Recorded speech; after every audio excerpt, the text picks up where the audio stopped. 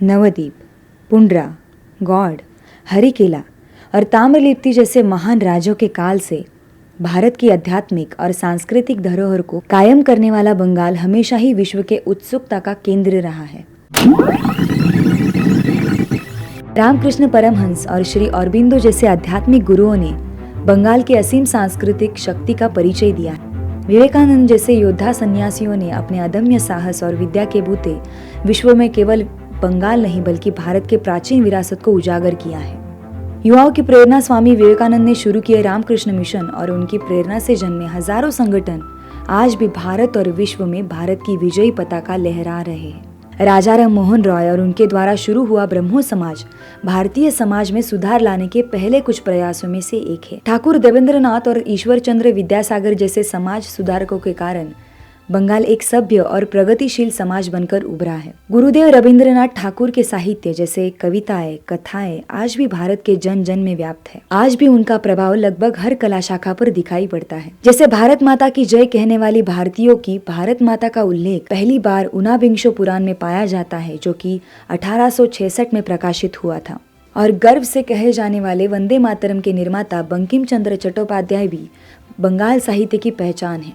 वर्ष 1893 में योकोहोमा से वैंकूवर की यात्रा के समय जमशेदजी टाटा जब स्वामी विवेकानंद से मिले और उन्हें यूरोप में चल रहे अपने व्यवसाय के बारे में बताया तो स्वामी जी ने उन्हें भारत में ही उद्योग और शिक्षा संस्थान शुरू करने के लिए प्रेरित किया था। आज टाटा भारत के सबसे बड़े उद्योग समूह में से एक है। देश भर में उनके कई शिक्षण संस्थान चल रहे हैं। मुगल शासन के बाद अंग्रेजों ने भी बंगाली अस्मिता को तोड़ने के अनेकों प्रयास किए। इन सभी के बीच अनुशीलन समिति जैसे आंदोलन अंग्रेजों के खिलाफ एक कड़ी और प्रासंगिक आवाज बने। खुदीराम बोस, सूर्य सेन, बागा जतीन जैसे क्रांतिकारियों के बलिदान से अंग्रेजी हुकूमत घुटनों के बल आ गई। आज़ादी का सुंदर सपना अस्तित्व में आ सकता है और इसलिए हमें बलिदान करना होगा, ऐसी तीव्र भावना भारत के हर युवा नौजवान के मन में पैदा करने वाले नेताजी सुभाष बाबू आज भी बंगाली दृढ़ विश्वास का प्रतीक है। भारत को स्वतंत्रता प्राप्त होने के बाद बनी पहली राज्य सरकारों में बंगाल भी शामिल है। उस समय से ही कई बड़े उद्योग समूह जैसे बिरला, गोयनका, श्याम ग्रुप बंगाल में थे। हुगली नदी के किनारे भारत का सबसे बड़ा जूट मिल था और ऐसे कई व्यवसाय बंगाल में फल फूल रहे थे। आजादी के कुछ समय बाद से ही प्रगति और विकास की ओर बढ़ने वाले भारत में बंगाल हिंसा और अत्याचार भी और बढ़ा। 1916 में एशिया का सबसे पहला टेलीकॉम परिसेवा बंगाल से ही शुरू हुआ था। उस समय वह बंगाल की सबसे बड़ी कंपनी थी, पर वामपंथी शासन आने के कुछ सालों बाद ही वह बंद हो गई। बंगाल का भारतीय फिल्म इंडस्ट्री को आगे पहुंचाने में बहुत बड़ा योगदान है। आजादी के बाद की एक दशक तक लगभग सभी फिल्मों में बंगाली पृष्ठभूमि दिखाई जाती थी और इस धरती से सत्यजीत राय, ऋत्विक घटक जैसे अंतर्राष्ट्रीय ख्याति प्राप्त फिल्म निर्माता निकले, परंतु आज की परिस्थिति में बंगाल फिल्म इंडस्ट्री कहीं नजर नहीं आती। मार्क्सवादी लेफ्ट सरकारों ने बंगाल में विकास और प्रगति को विनाश और दुर्गति में बदल दिया। स्कूलों में कंप्यूटर की पढ़ाई बंद कर दी गई। सरकार के खिलाफ बोलने वाली हर आवाज को बंद कर दिया गया। मारिचझाम, नंदीग्राम और सिंगूर में घटी घटनाओं ने भारतीय कानून की सभी हदें पार कर दी।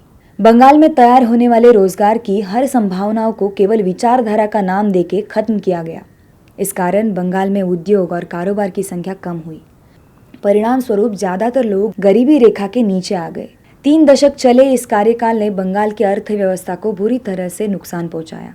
इसी परिस्थिति को बदलने आए तृणमूल कांग्रेस ने माँ माटी मानुष का नारा दिया। माँ दुर्गा की पूजा के समारोह को अन्य किसी धार्मिक कार्यक्रम के कारण अनुमति न देने जैसी घटना बंगाल में घटी। सरकार की असफल नीतियों के कारण बंगाल में न ही खेती होती है न ही उद्योग, और इस सब के चलते बंगाल का मानुष यानी सामान्य मानवी के जीवन में कोई बदलाव नहीं आया। जॉय बांग्ला का नारा केवल नारा बनकर रह गया जब 2 छात्र राजेश सरकार और तापस बर्मन की बर्बरता से गोली मारकर हत्या कर दी गई। इस्लामपुर के द विरिज स्कूल में बंगाली के बजाय उर्दू भाषा के प्राध्यापकों की नियुक्ति पर चल रहे आंदोलन में सहभागी ये दोनों छात्र बंगाल पुलिस की बर्बरता का निशाना बने। बंगाली सभ्यता और संस्कृति के बदले असहिष्णुता एवं तानाशाही को प्रस्तापित करने में तृणमूल कांग्रेस सफल रही है। पश्चिम बंगाल में महिला सुरक्षा एवं सबलीकरण पर काम करने की जरूरत है। सभी को समान और उच्चतम शिक्षा प्राप्त हो और समाज के हर वर्ग, सामान्य से सामान्य बच्चे को पढ़ने का अवसर मिले। सही शिक्षा प्राप्त करने के बाद कॉलेज से निकला हुआ छात्र अपने जीवन में रोजगार पाए।